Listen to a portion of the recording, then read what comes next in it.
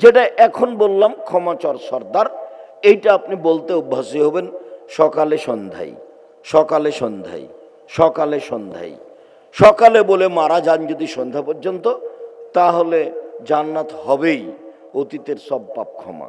যদি বিকালে বলে মারা যান ভোর পর্যন্ত, তাহলে জান্নাত হবেই, সব পাপ ক্ষমা। হাদিস বুখারী মুসলিম এভাবে মুহাম্মদ সাল্লাল্লাহু আলাইহি সাল্লাম বলেছেন। তাহলে ছোট ইস্তেগফার থাকলো আস্তাগফিরুল্লাহ ওয়া আতুবু ইলাইহি, কাছাকাছি ইস্তেগফার থাকলো আস্তাগফিরুল্লাহ আল্লাযী লা ইলাহা ইল্লা হুয়াল হাইয়ুল কাইয়ুম ওয়া আতুবু ইলাইহি। তারপরে স্বাভাবিক তার সাথে সাথে থাকলো রব্বিক ফিরলি ওয়া তুব আলাইয়া ইন্নাকা আনতাত তাওয়াবুল গফুর। তারপরে থাকলো সাইয়্যিদুল ইস্তেগফার। এখন যদি মানুষ 10টায় ঘুমিয়ে যায়, 5 ঘন্টা ঘুমায়, তাহলে কখন ঘুম ভাঙবে? রাত 3টায়। যদি 6 ঘন্টা ঘুমায় তাহলে রাত 4টায়। এখনো আজান হয়নি। তো অন্তত 5 ঘন্টা 6 ঘন্টা ঘুমাই। 6 ঘন্টা ঘুমিয়ে যাওয়ার পরে উঠতে হবে, আকাশের দিকে লক্ষ্য করে দোয়া পড়তে হবে। এই দোয়াটা অন্তত মুখস্থ করতেই হবে।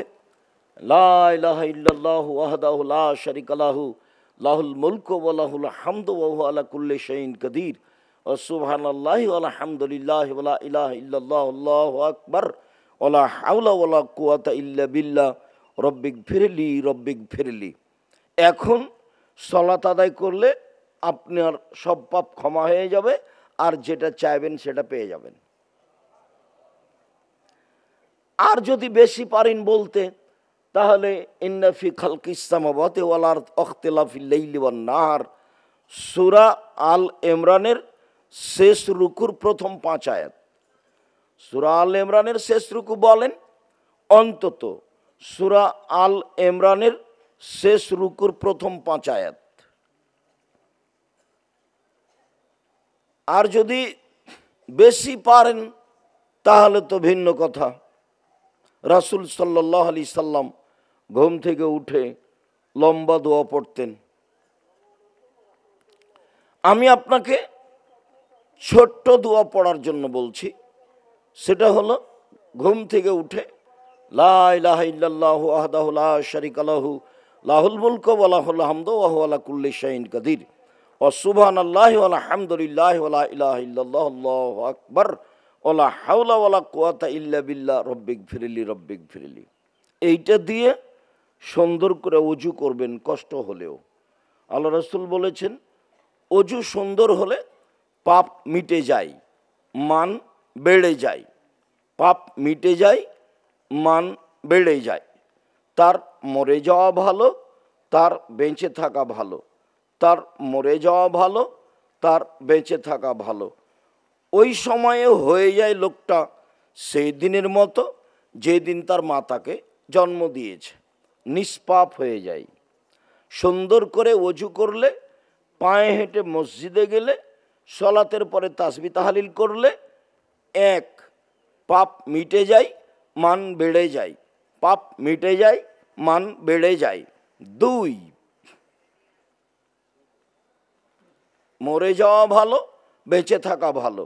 মরে যাওয়া ভালো, বেঁচে থাকা ভালো। মরে যাওয়া ভালো, বেঁচে থাকা ভালো। 3 হয়ে যায় সেই দিনের মতো যেই দিন তার মাতাকে জন্ম দিয়েছে, নিষ্পাপ হয়ে যায়। সুন্দর করে ওযু করলে 3টে হয়। অন্য জায়গাতে এসেছে ইনাল ওযু ইয়াহদমু মা কানা কাবলাহু, ওযু অতীতের সব পাপকে মিটিয়ে দেয়। সুন্দর করে ওযু করবেন এই আশায় যে আল্লাহ আমার সব পাপ মিটিয়ে দিবেন। তারপরে আপনি 2 রাকাত সালাত আদায় করেন। আল্লাহ রাসূল বলেছেন, মান তাওয়াদ্দা ওযুই হাদা, আমি যেভাবে ওযু করলাম এইভাবে যে ওযু করবে, সুম্মা সাল্লা রাকাতাইন, তারপরে 2 রাকাত সালাত আদায় করবে, মুকবিলান আলাইহিমা বিকলবিহি ওয়াজহিহি, মনে প্রাণে ভয় ভীতি নিয়ে। অন্য হাদিসে এসেছে লাম ইহাদ্দিস নাফসাহু ফিহিমা বেশাইইন, ওই 2 রাকাত সালাতে মনে মনে কিছুই বলল না, সুন্দর করে 2 রাকাত সালাত আদায় করলো। তাহলে এক হাদিসে এসেছে গোফেরা লাহু মা তাকাদ্দামা মিন জামবিহি, অতীতের সব পাপ ক্ষমা। আর এক হাদিসে এসেছে ওয়াজাবাত লাহুল জান্নাহ, তার জন্য জান্নাত জরুরি। এই একটা অংশ। আর একটা অংশ হলো যে ক্ষমা ইস্তেগফার, ঘন ঘন বলতে থাকবেন, অভ্যাসের মধ্যে নিয়ে চলে আসবেন। আস্তাগফিরুল্লাহ ওয়া আতুবু ইলাইহি, অভ্যাস, উঠতে বসতে চলতে কথাবার্তায় ফাঁকে যখন তখন আস্তাগফিরুল্লাহ ওয়া আতুবু ইলাইহি। আল্লাহ নবী কোন জায়গাতে বসলে 70 বারের অধিক আস্তাগফিরুল্লাহ বলতেন, 100 বার আস্তাগফিরুল্লাহ বলতেন। আস্তাগফিরুল্লাহ ওয়া আতুবু ইলাইহি, এটা হলো একবারে চলমান অভ্যাসের মধ্যে করে নিতে হবে। এর চেয়ে আর একটু বড় ভালো, তাহলে সাগরের ফেনা সম পরিমাণ পাপ হলেও ক্ষমা হয়ে যাবে। তা হলো আস্তাগফিরুল্লাহ আল্লাযী লা ইলাহা ইল্লা হুয়াল হাইয়ুল কাইয়্যুম ওয়া আতুবু ইলাইহি বলেন, বলতে অভ্যাসী হবেন যখন তখন। আরেকটা রব্বিগফিরলি ওয়া তুব আলাইয়া ইন্নাকা আনতাত তাওয়াবুল গফুর, রব্বিগফিরলি ওয়া তুব আলাইয়া ইন্নাকা আনতাত তাওয়াবুল গফুর, এই দোয়া পড়তে অভ্যাসী হবেন।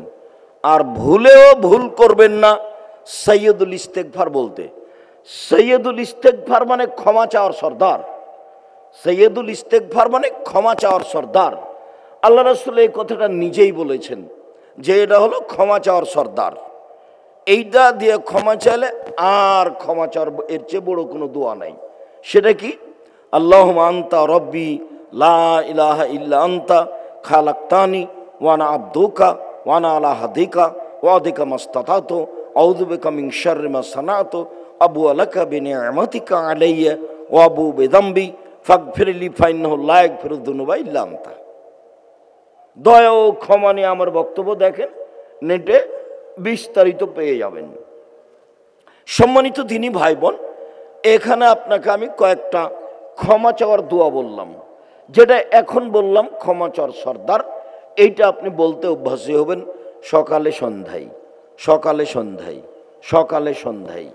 সকালে বলে মারা যান যদি সন্ধ্যা পর্যন্ত, তাহলে জান্নাত হবেই, অতীতের সব পাপ ক্ষমা। যদি বিকালে বলে মারা যান ভোর পর্যন্ত, তাহলে জান্নাত হবেই, সব পাপ ক্ষমা। হাদিস বুখারী মুসলিম এভাবে মুহাম্মদ সাল্লাল্লাহু আলাইহি সাল্লাম বলেছেন। তাহলে ছোট ইস্তেগফার থাকলো আস্তাগফিরুল্লাহ ওয়া আতুবু ইলাইহি, কাছাকাছি ইস্তেগফার থাকলো আস্তাগফিরুল্লাহ আল্লাযী লা ইলাহা ইল্লা হুয়াল হাইয়ুল কাইয়্যুম ওয়া আতুবু ইলাইহি। তারপরে স্বাভাবিক তার সাথে সাথে থাকলো রব্বিগফিরলি ওয়া তুব আলাইয়া ইন্নাকা আনতাত তাওয়াবুল গফুর। তারপরে থাকলো সৈয়দুল ইস্তেগফার। তাসবিহ হিসাবে থাকলো সবচেয়ে দামি, সবচেয়ে দাঁড়ি পাল্লায় ভারী, সবচেয়ে হালকা, যেটা সূচনায় বলেছিলাম। মুখে হালকা, অজু লাগে না। মুখে হালকা, টাকা লাগে না। আল্লাহর কাছে প্রিয়, দাঁড়ি পাল্লাই ভারী। সুবহানাল্লাহি ওয়া বিহামদিহি সুবহানাল্লাহিল আযীম। মাঝে মধ্যে বলতে অভ্যাসী হতে হবে। টাকাও লাগে না, অজুও লাগে না। আর তাসবিহ হিসেবে এর চেয়ে দামি গুরুত্বপূর্ণ তাসবিহ নেই। সুবহানাল্লাহ ভালো, আলহামদুলিল্লাহ ভালো, লা ইলাহা ইল্লাল্লাহ ভালো, আস্তাগফিরুল্লাহ ভালো। তবে সুবহানাল্লাহি ওয়া বিহামদিহি সুবহানাল্লাহিল আযীম যত উপরে তত নয়। এটার আবার কোনো বার নেই, যে যা পারে। আর সুবহানাল্লাহি ওয়া বিহামদিহি, শুধু সুবহানাল্লাহি ওয়া বিহামদিহির বার আছে, মানে দিনে 100 বার বলার চেষ্টা করতে হবে। আর লা ইলাহা ইল্লাল্লাহু ওয়াহদাহু লা শারীকা লাহু লাহুল মুলকু ওয়া লাহুল হামদু ওয়া হুয়া আলা কুল্লি শাইইন কাদির, এটাও তাসবিহ। এটাও তখন 100 বার, সারা দিনে 100 বার। তখন শয়তান আর আপনার ক্ষতি করতে পারবে না। আর সুবহানাল্লাহ, আলহামদুলিল্লাহ, আল্লাহু আকবার, এগুলো সলাতের পরে পরে, সলাতের পরে 33 33 34 33 33 34। আর ঘুমানোর যাওয়ার সময় 10 10 10, নইলে 33 33 34, 33 33 34। ঘুমানোর সময় 10 10ও নিতে পারেন। উল্লেখ্য যে তাসবিহ হিসাবে আরেকটা আছে উত্তম, সবচেয়ে ভারী নয়, উত্তম। তা হচ্ছে সুবহানাল্লাহ, আলহামদুলিল্লাহ, ওয়া লা ইলাহা ইল্লাল্লাহ, আল্লাহু আকবার। সুবহানাল্লাহ, আলহামদুলিল্লাহ, ওয়া লা ইলাহা ইল্লাল্লাহ, আল্লাহু আকবার।